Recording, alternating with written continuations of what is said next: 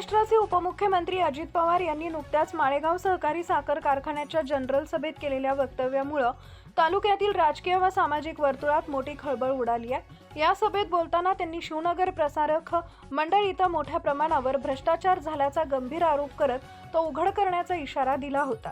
सभेत उपस्थित असलेल्या सभासदांसमोर अजित पवार यांनी स्पष्टपणे सांगितले होते की संबंधित प्रकरणातील सर्व बाबी तपासून दोषींवर कठोर कारवाई केली जाईल।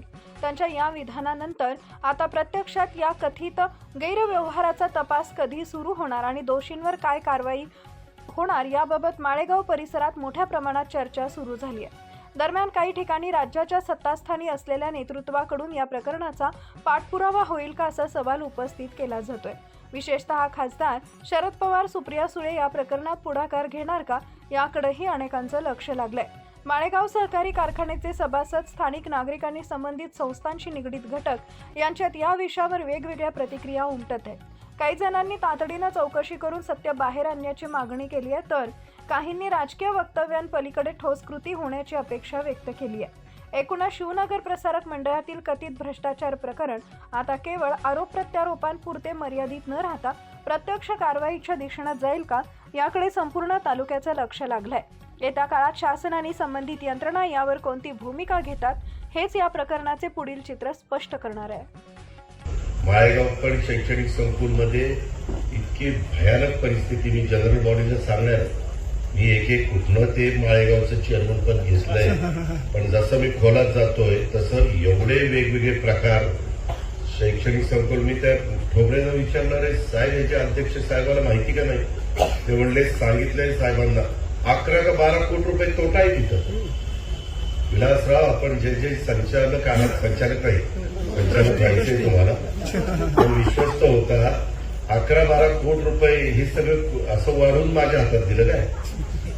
कर्जबाजारी करू, पगार तिथं व्यवस्थित नाही, काही नाही, तिथं खोगीर भरती करून ठेवलेली आहे। नॉन टीचिंग स्टाफ तर इतका भरलेला आहे, काही जणांना कामच नाही, त्यांचं क्वालिफिकेशन नाही।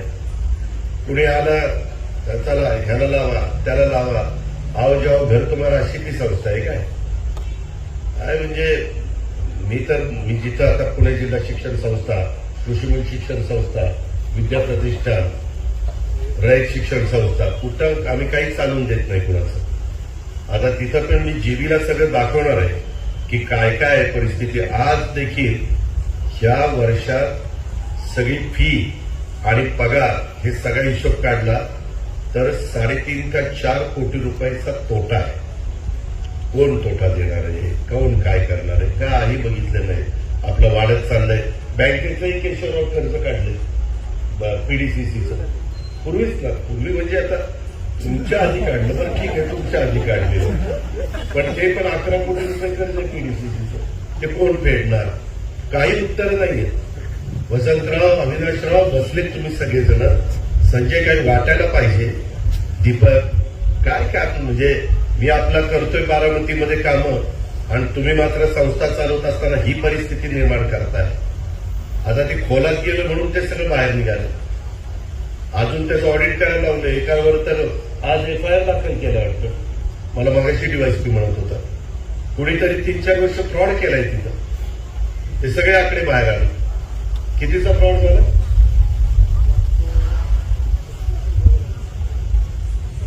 25-30 लाखाच्या घरात आता आहे असं वाटतंय। अजून खोलात केशवराव कुठल्याच सांगत, ते नीट तपासल्यावर अजून काय काय मिळणार आहे माहिती नाही। आता तुम्हाला एक सांगतो, तिथं हे जे काय असतं ना त्याला प्रॉब्लेम पण नाही। प्रांत परवा मी तुम्हाला एक सांगितलेलं होतं, तिथं दंड किती झाला होता? 23 कोटी।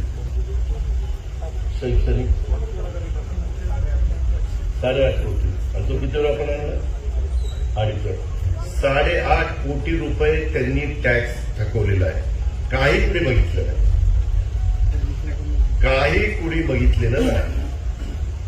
ही गोष्ट इथं पण तशीच आहे। त्या कारखान्यात पण आता ती 27 तारखेला माझं भाषण ऐका, मग ते सांगतो सगळं काय काय। हा शिस्त लागेल, वकील बराबर शिस्त लावायला।